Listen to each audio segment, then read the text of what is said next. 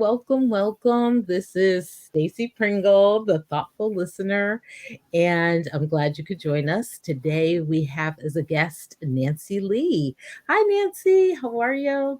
Hi, Stacy. Thank you for having me today, and great to see you as always.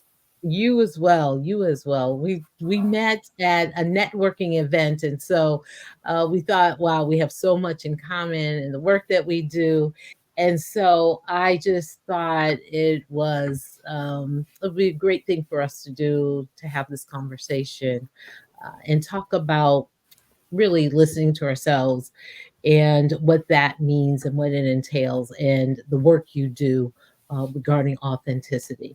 So, what I'm going to have you to do, Nancy, is tell us about, tell, I know about you, but please tell the audience more about you. Thank you. Yes, sure. Hi, everyone. My name is Nancy Lee. I am an authenticity coach. You can also call me a life coach or professional coach, whatever you want to be, but call me. But I help driven professionals who are struggling to be authentic and feel connected in their relationship, because oftentimes these professionals are, driven. They're so smart. They're logical and rational, but you can't. Your emotions are not rational, and you can't problem solve your relationships. And what I do is I help strengthen their own inner connection, find what works, and then bring it to the outside world, because authenticity is an inside out job. You really got to know yourself, listen to yourself, and think what you believe in and what you think is matters. And then you bring it to the outside world. Nancy, when did you know that living an authentic life was really, like the center or the foundation of living a fulfilling life? When did that happen? When did you come to that place? I've always had that inkling. So my origin story is there's three parts to this origin story. You call it why I'm so obsessed about authenticity, why I so profoundly care. First of all, a little bit of my background. I'm Chinese American. My parents escaped China from the Cultural Revolution, and but I was born and raised in Brooklyn, New York. And but in America, I was not American enough. Kids made fun of the way I spoke or didn't speak English, and also the shape of my eyes. Very stereotypical, making fun of. But when I went to China and Hong Kong, I was not Chinese enough. Even though I speak everyday Cantonese, which is my native mother tongue, even when I go to a shop, before I open my mouth, they know I'm not from there by the way I dress, the way I carry myself, the way I walk. So who's the real Nancy? Like, is it just American or Chinese? The second part of the story is when I entered the work world.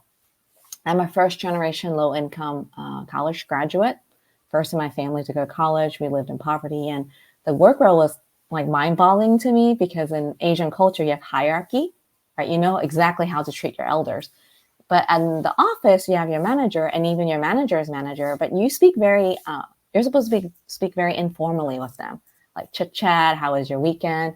I was like, wow, like, but they totally have power over me, right? They get to decide they fire me, hire me, promote me, or make me stuck in my job if I choose to stay in that role and company. So I was like really confused, like, Mm. how do you be authentic in such a environment?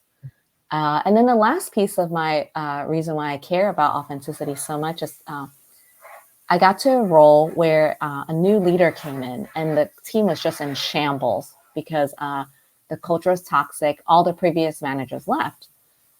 And I was like, right now, it's like, this team needs help. I actually approached her and say, you have a great vision, but people in this team are not business people. Can I help you define the roles and responsibilities and a timeline? And also, can we heal the culture? And she let me run with it. For a whole year, I actually ran team meetings. We get to talk about what's the culture we want, but not in a fluffy way. I don't believe in culture in a fluffy context. I believe you actually do action and behaviors that promote that. So in a way, I was asking everyone to authentically express what is important to them. And the beauty of it is when it worked, it was like magic. It took a while, but our team became a much more open and trusting place. People collaborated, and it went from really toxic culture to one of the most highly rated teams through an internal survey that's conducted every year. And also we're able to like run projects well, bring in new business. So I see when authenticity works as a whole group, it could be really powerful because it breeds trust, because you know what you see is what you get. It builds collaboration. And also you're like, okay, I know when what my strengths and limitations are, and you could express it versus saying like, I'm good at everything, which that's not true, right? Yeah. Right. Wow. That's wonderful. That is that's great work that you did, Thank you. and continue to do. And I love what you said about the productivity like increased. Everybody was able to come to this place of going from a toxic work environment to a Yes. healthy work environment and teamwork, right? Authentic teamwork, collaboration Mm-hmm. started to happen, and as a result, this the productivity blossomed, so Yeah. bloomed and soared. So that's great work. So talk to me, please, a little bit about nonviolent communication and how you use that. 1 second, Nancy. We're going to pause for. Yeah. So hi everyone. To be real here, it's more quiet on my end because we Stacy authentically told me that it was loud on my end, so I went to close the window. So this is being real between us. We had a quick pause. But back to Yeah, nonviolent communication, Stacy. Back to you. yeah. So I wanted to talk a little bit about nonviolent communication. How did you get started in that work, and how do you use it? Not necessarily overtly, but how do you use it in your work? Yeah. So I want to say, tell the listeners, one of the reasons Stacy and I vibed so well is that we both study and love nonviolent communication. We Yes. practice it. Yeah. So when we just start talking, we both love NVC. And NVC is basically a way of communication that was discovered by a man named Marshall Rosenberg. His question was that why do two people facing the same situation, one turns to violence and one doesn't? And he's like, the way we talk is so important. So nonviolent communication is anchored in the nonviolent movement that was led by Martin Luther King Jr. and Gandhi. So what it entails, it sounds like a four-step process, but it's not. I think the reason why you and I gravitate is a really deep way of knowing ourselves and then the world, right? So the first step is to make an observation, which is, something you could observe. It's not a judgment. Instead of saying that person was mean, talk about the action that person did or the speech that person gave. Then from that observation, examine my own feelings. Maybe I feel annoyed, maybe I feel frustrated or scared. And then feelings are signals that point to needs. And needs are, what I love about needs is they're universal and humanistic, right? For example, a Lamborghini is not a need, right? But you may have a need for efficiency, for Yeah. movement, for appreciation, to be seen, to be known. So that Lamborghini meets all these needs. And finally, from recognizing my own need, I make a request. I'm going to ask someone to do something. But the catch here is it's never a negative request, meaning don't do something. It's always a positive a request to do something. Because if you think about it, the core tenet is that everything we do to meet a need. Everything we do to meet a need. So if I tell you to stop doing something, I'm cutting you off from your need. How painful is it? So Yeah. what I ask is like, can you pick up your shoes? Instead of saying, can you stop throwing your stuff everywhere, right? Can you pick your shoes off the ground and put it on the shoe rack? And the way I learned it is actually a friend gave me the book.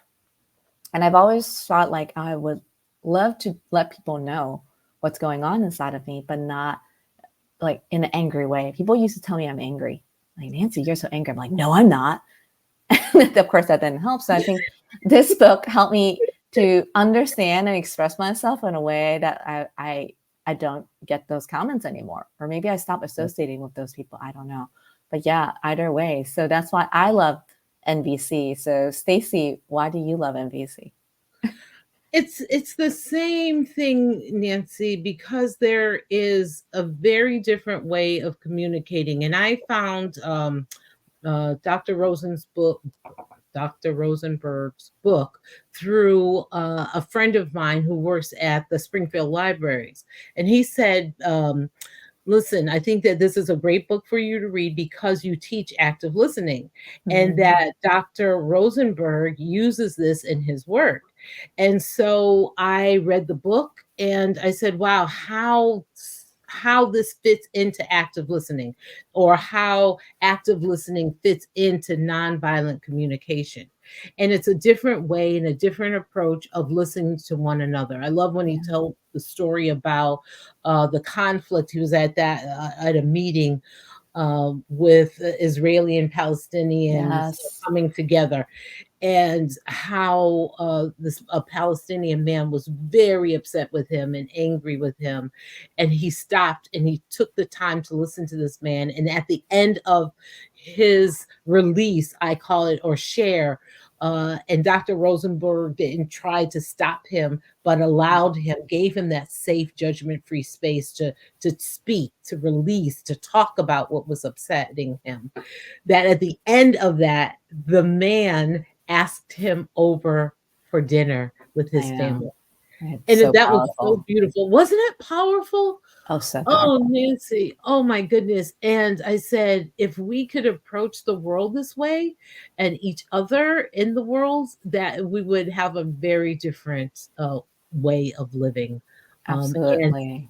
a beautiful listen, I'm not trying to be idealistic, and I don't think that Dr. Rosenberg wants us to be that way either. But he's saying that there is another approach, there's a different way of communicating with each other. And when we get to this place, then we will have a more productive, positive, a healthier way of building meaningful relationships. I Yeah. love it. I love it. I because to add to that, where we most humans clash is not on the needs. Remember, like back to the Palestinian Yeah. Israeli. I mean, granted that Yes. example and where our situations now. I I know. really doubt the Palestinian and Israeli have different needs. If you really think about it, they have a need for safety, for Yes. security, Yes. for belonging, right? Just to Yeah. name a few. And I'm not trying to troubleshoot anything right now. I'm just naming that. But where, according to these principles of nonviolent communication, the clash, the conflict is in the strategy, Yes. Very right? good. Is my Yes. way or the highway, then there really isn't that much space for somebody else's perspective. And right now, we're seeing a lot of the clashing over strategy when there isn't the space to kind of come together and say, "Hey, what are your needs?" And it's like, That's "Oh wow, I have those needs too." Because you guess what? I'm a human being, that's right? right. Yeah, It's true. It's absolutely true. Oh, so good, Nancy. That's so good. yeah, So, how do you use nonviolent communication? Because this is important in the work you do and the work that we're doing. And I'm just starting to sort of enter into this space of using active listening to listen to yourself, and also nonviolent communication, because it's important when it comes to our right to self as well. yeah. And so, talk to me, please, about the work you do, authenticity, the work you do when it comes to listening to yourself, please. Yeah, yes, that's a great question about how I use NVC and listening to yourself. I think in order to be authentic in the world, we need to know ourselves deeply. Not what society or parents or manager or partners, whoever tells us that we should be, right? But who Yes, we really are. And in yes, order to do that, we really have to, there's a lot of noise, right? There's a lot of like in oh, media, TV, culture, the economic system, our education system, and all this. So we it has to turn we have to turn the attention inward and listen to ourselves. And I think that's where we vibe again, is that how can I be authentic in the outer world if I don't really I'm not fully grounded in my inner world, right? yes, And so what for me, how NVC helps with me and my clients is that when they say they talk about something, I reflect back, I make guesses. I say, "Are you feeling this? I'm hearing that X is very important to you." I don't need to even use their exact words. I'm getting to the heart of what they're saying, even though they're not using exact words. And it's really nice to be seen and heard that way. Think about how often when we're at work or maybe with our partners or friends, we're listening to maybe rebut, or we're listening to be like, let me come up with a solution, listening to be like, oh yeah, that happened to me too. Let me tell you about it. Versus like letting that person know, like, I gotcha. I heard you. This is what you said. That is this right? And the person would be like, no, you didn't hear me correctly, but let me tell you what it is. And when you finally hear them exactly what they're trying to express, especially if it's painful moments or really important things, the other person, you can see the relaxation. They're just like, oh, like the whole body just like, wow, I feel heard, I feel seen, right? So that's one of the skills I bring to my coaching, is that a lot of times we hide what we really think or feel because we're afraid that person's going to judge us, shame us, not accept us, right? And I think coaching and listening, we create these spaces where people could bring their full selves. And of course, it takes time to build. I'm not saying like the first time we meet, you're going to be like, yeah, let me tell you these things, truly what's happening. But I think over time, I've seen my clients bring more and more things to the table when we talk, because they feel that trust, that I'm not going to judge them. And it opens a space that then they could explore. Right. So I don't know, is that what you experience too when you do your work? Absolutely.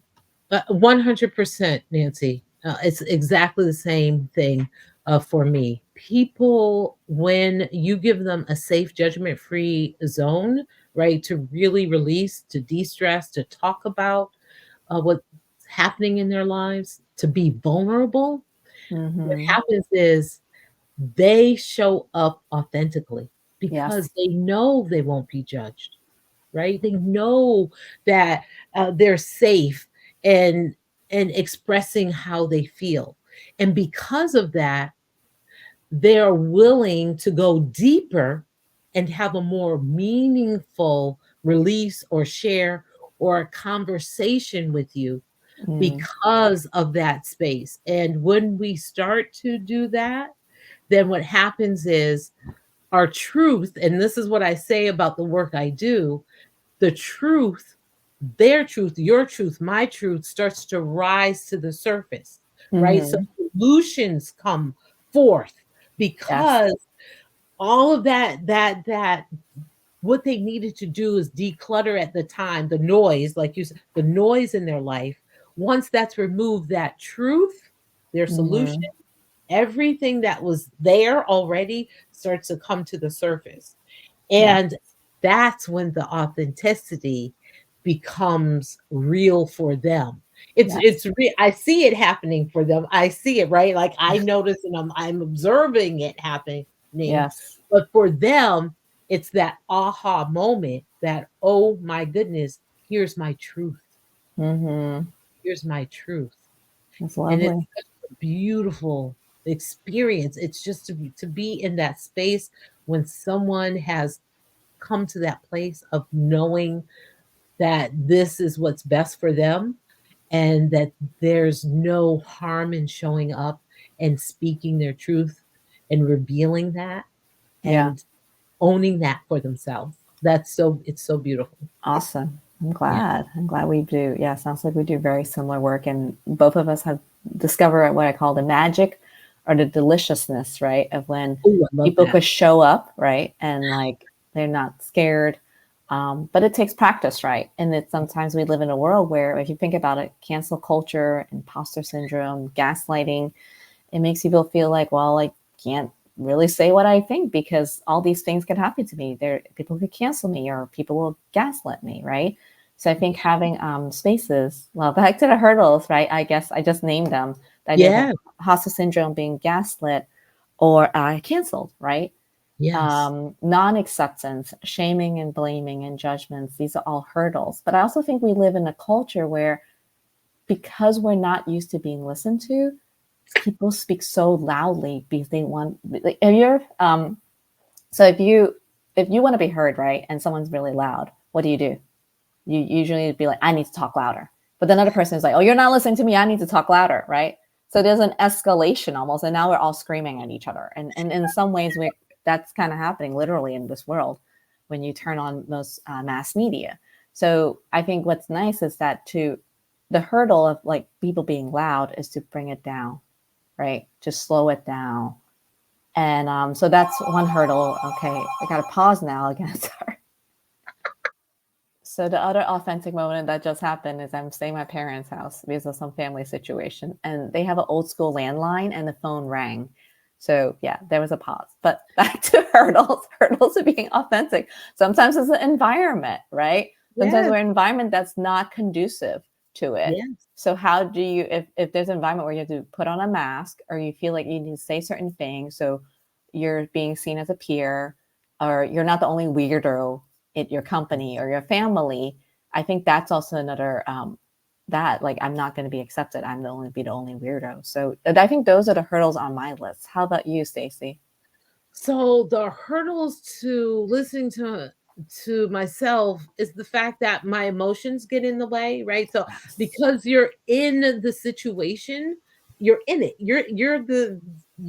You put yourself at the center, or your emotions at the center. So you don't have the perspective, right? When you're in the center of stepping back and seeing the full view, right? Having a different type of perspective that you can see things clearly. So the hurdles for me of listening to yourself or to myself is my emotions. Like I have triggers. We just talked about it, We Nancy, just talk about before triggers. we said I have triggers. I have to be very honest. I When it comes to myself, I'm like, oh, wait. This is what I practice. I practice nonviolent communication. I practice active listening. But the triggers and the emotions, they're very real. And Oh it's yeah. you have a safe space, which you just gave me, Nancy. And in this conversation, that you can't, not necessarily can you step back at the moment, right? In your circumstance or situation that is grinding at your life day Yeah. in and day out, and it's very real. And it feels like sometimes there's like no hope or no options or no. But when you come to a space, a safe, judgment-free space like you just gave me, um, that you can have that clarity, Yay. and the solutions rise to the surface, and a solution just came to the surface. So I think that's one of those issues that is a hurdle for me, and I'm sure for other people. Emotions, triggers, and when it's personal, Yes. you can't necessarily see from a different perspective. Agree. And that phrase, it's not personal, it's business. I actually don't think that's real because That's we're all great. humans until we all Yes, become robots and bionic. It is that's anything we do is always going to be personal. exactly. But the caveat is that for me is that it can be personal and not be triggering, right? There you So go. how do we get there? And I think you back to you to emotions. We need to acknowledge we have emotions Yes. and listen to those. I think part of listening is listening to those feelings, right? Like, what is this feeling telling me? Like, besides wanting to punch that person in the face, but maybe my feelings is telling me like I don't like being treated a certain way. I want to be respected. I want to have some peace of mind. I just want to rest, right? So I Yes. think people sometimes can be stuck in the feelings realm, but ultimately you want to go beyond the feelings. Like, what is important to me, Right. right? What do I value? What do I believe in? Then that and then fuels the authenticity. Yes. That's it. That's it. And Cool. so, Nancy, is that a part of overcoming the hurdles? What you just explained, is that a part of it, or do you have other steps that you would like to introduce or talk about Sure. regarding Yeah. overcoming the hurdles? So I think for me, I believe that listening to ourselves is really hard because oftentimes the way we talk to ourselves is really harsh. Like Yeah. something goes wrong, I messed up, or I am a mess up. You could even use stronger language. I'm sure you could use stronger language than that. And if you think about it, like how can we really listen to ourselves when our internal world is so mean? We're so mean to ourselves. So one of the ways I overcome the hurdles is by listening to ourselves with compassion and Mhm. tenderness. And the way I do it is actually connecting with somebody's inner child. And when I say inner child, I don't mean, first of all, let me define it. Not the young part of you that's really hurt and you want to go rescue. That's therapy work. And there are therapy modalities I can refer you to. It's also not the part of you that you live your best life and you want to reclaim it. Is that if we connect to this nourish and well taking care of part of ourselves, we listen in a different way.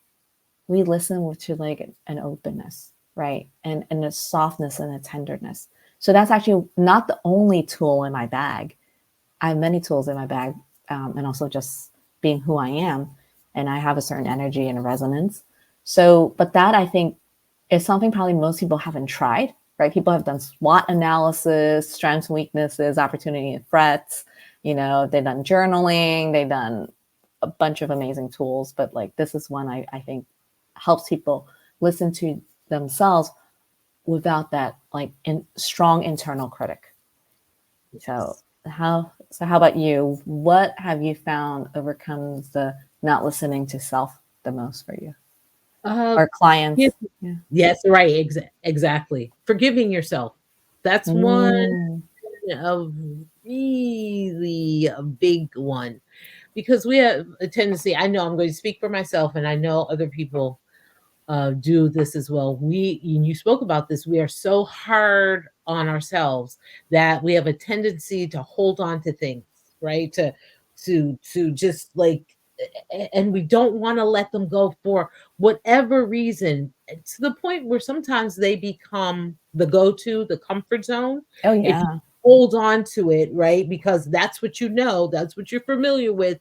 There's your comfort zone instead of coming to this place of really recognizing your emotions, um, really taking the time, like you said, to reflect those feelings, right? Reflection, time of reflection, to be Mm-hmm. very honest and open with them, to find the root of those emotions, right? And the what's triggering those feelings, to Yes. really take that time to do that kind of work. And what happens is when you do that, if you're in this place of not being gracious to yourself and not forgiving yourself, then what happens is it builds and it's just Oh yeah. becomes layer upon layer upon layer upon layer.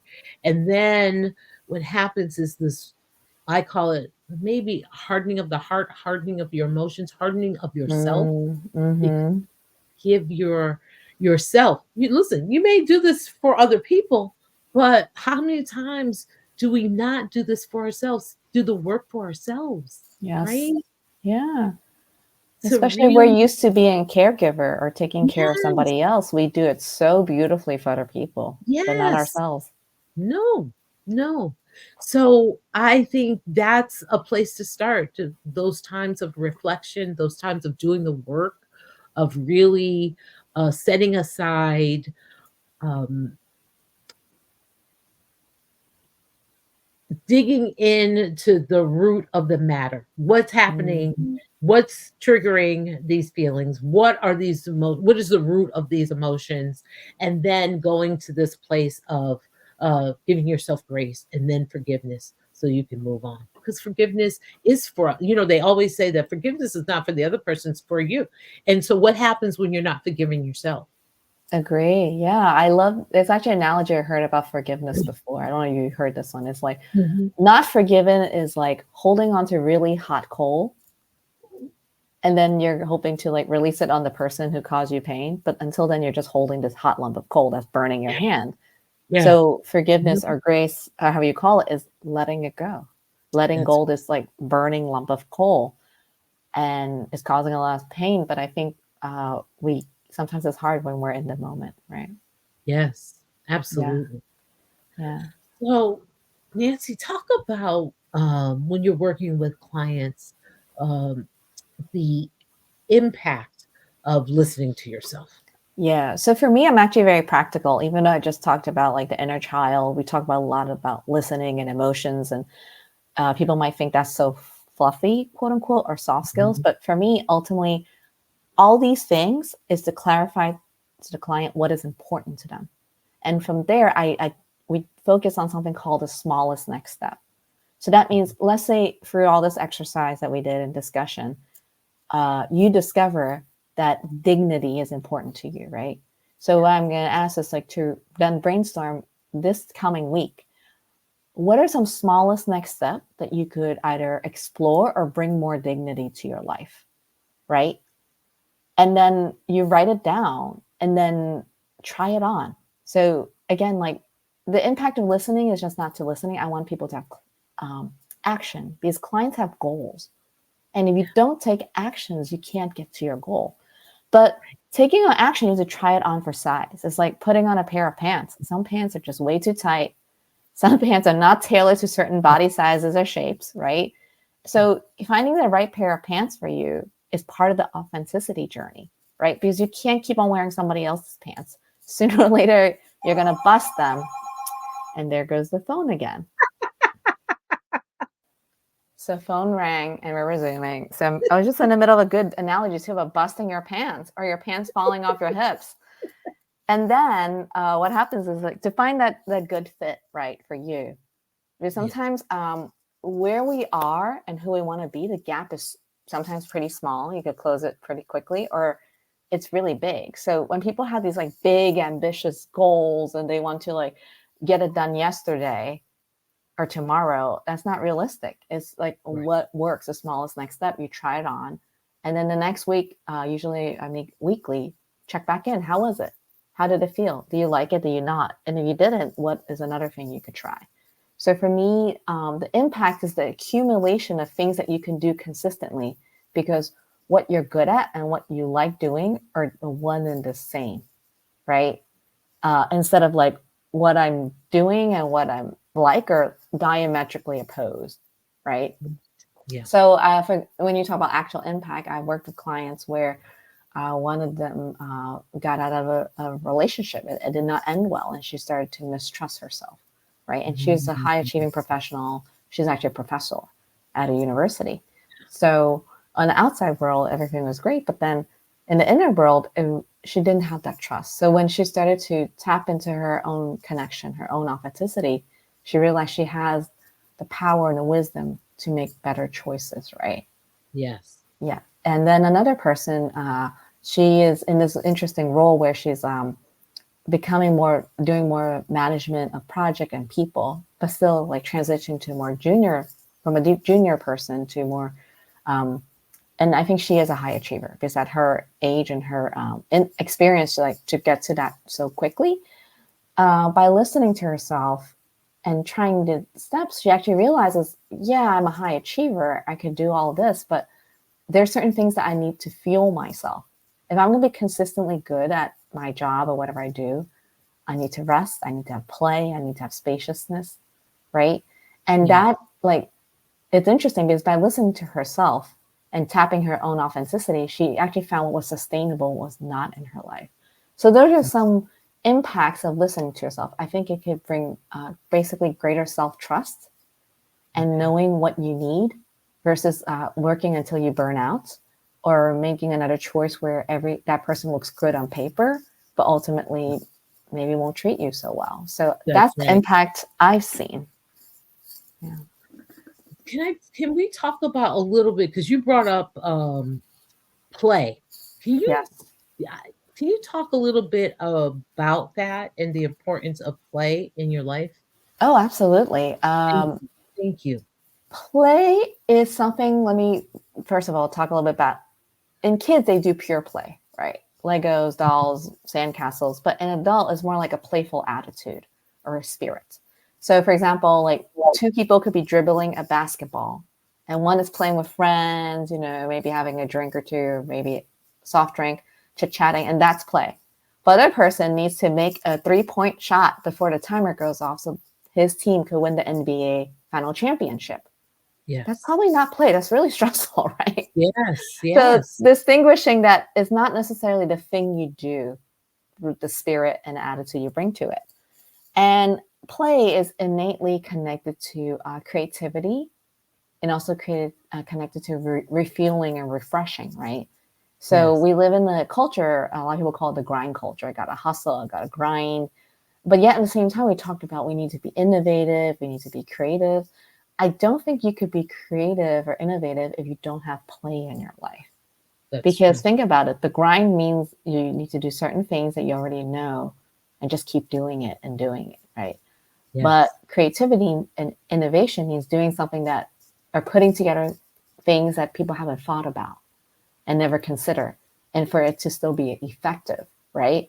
that's not Yes. possible if you don't play. So I think play is so important as part of our authenticity, because if we want to have some joy, laughter, besides, let's say, talk about innovative and creativity, just like having joy and laughter, right? Yeah. Yes.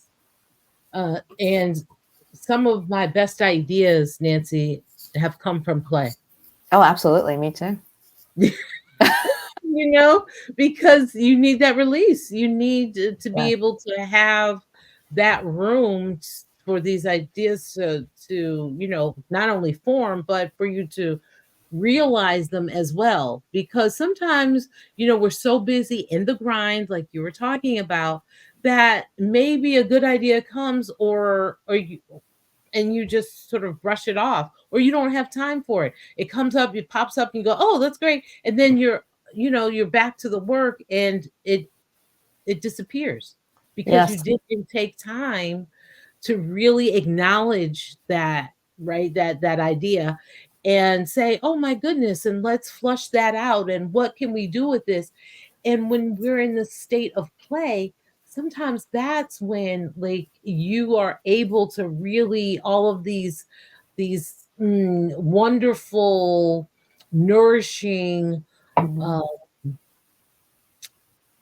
oh, refreshing, right? Refreshing ideas, or next moves are in your life, may be sort of, I won't say smoked out, but not able to bloom and blossom, not able Yeah. to, right, to come to its full state of bearing fruit, Yes. productive, healthy fruit.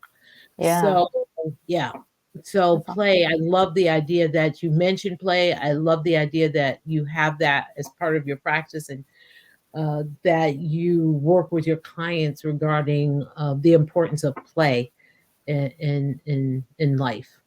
Yeah. Yeah. And I think sometimes as adults, we don't play enough. I really don't think we Mhm. play enough. And it doesn't have Right. to be necessarily like, let's go play tennis, right? Just even like walking down the street in a different way that's full of like wonder. A little kid walks down the street and stops like every 2 seconds and be like, what's that? What's that? And we're by this point, we're like, well, we think we know everything. And we It's know true. this is just the way the world is, versus like, wow, like that tree is so cool. It's like starting to Yes. bud now because it's spring.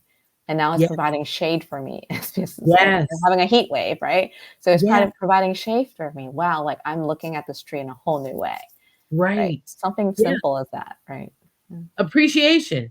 That Appreciation. too. Giving room for appreciation, and when, you know, when we don't have time to do that, Mhm. something um is missing in our lives, right? There become this disconnect starts to grow, right? More and Mhm. more. And we find ourselves in with the heaviness and the weight of the world versus this lightness that Mhm. comes with play, and this appreciation and gratitude to look Yeah. at things um, And I'm with not a Pollyanna, don't get me wrong, like, I'm not like, you always have to be optimistic. I actually no, think in no, addition to play, another thing is mourning. I think, yes, I don't think we mourn enough as human beings. Like, we have this culture where we right, always wanna be happy, but I think yes, authentically, like, there are things that really hurt, and it's really hard to bear witness, right? right, And, really hard to have happen to us. So I think, so part of me, when I work with my clients, is also mourning yeah, the gap between yeah, where we are in this world and where we would love it to be. And yes, because I see it as really like, you know, the analogy is like, one analogy I like to use is like our cup. Our life is like a cup, right? And we want to fill our cup of beautiful things. But the cup is actually really full with a lot of stuff already, like things that our society, parents, yes, economy, education told us. So you're like, oh, yeah, let me put in more beautiful things. Well, there's no space. There literally is no space. So mourning is something that helps us pour things out of the cup, it's true. right? And Yeah, mourning could be just acknowledgement of like how deeply sad that this happens. Like we have, for example, is like how deeply sad that there's homeless people on the street, and I yes, surprise them, and I feel helpless and I can't do as much as I want, right? That's one example. And not to just brush it off and be like, okay, it's not a big deal, right? right.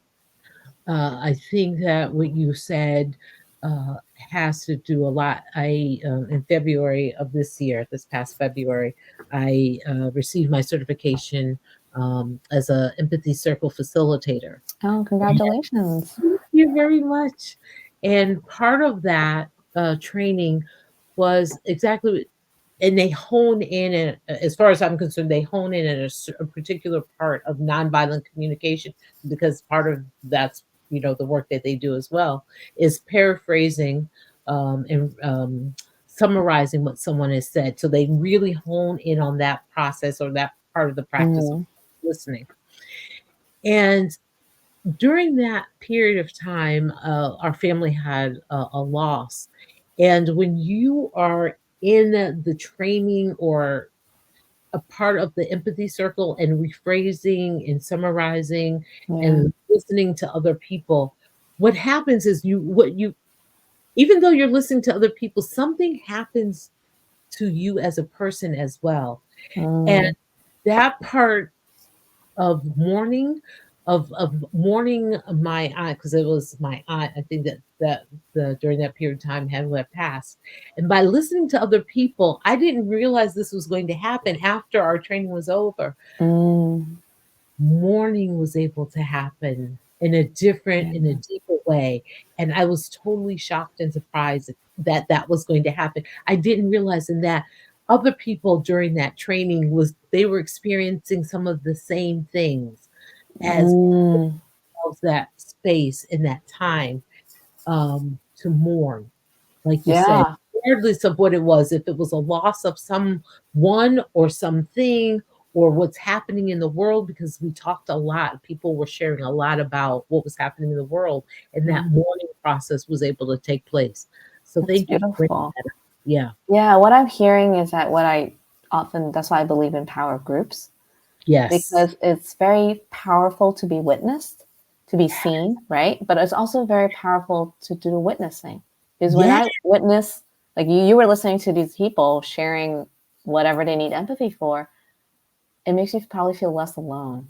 Like you're not the only one suffering. That even though you lost your aunt and somebody might have lost something else, that Right. there's this like shared humanity, and it makes just you feel less alone. I'm not saying misery loves company, Right. right? But just any shared connection makes you feel like I'm not the only one. Right. Right? Yeah. Right. It's absolutely true.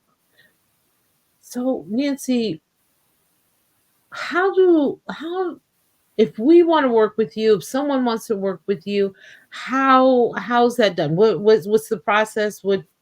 Yeah. So How, I'm on different platforms. LinkedIn is actually where I publish my articles every week. So I get to, because I can't do my thoughts in 60 seconds on an Instagram reel. I try, and I do have an Instagram, but I could tell you like it's it's a skill actually to put things into 60 seconds or 20 seconds. Not yeah, there yet.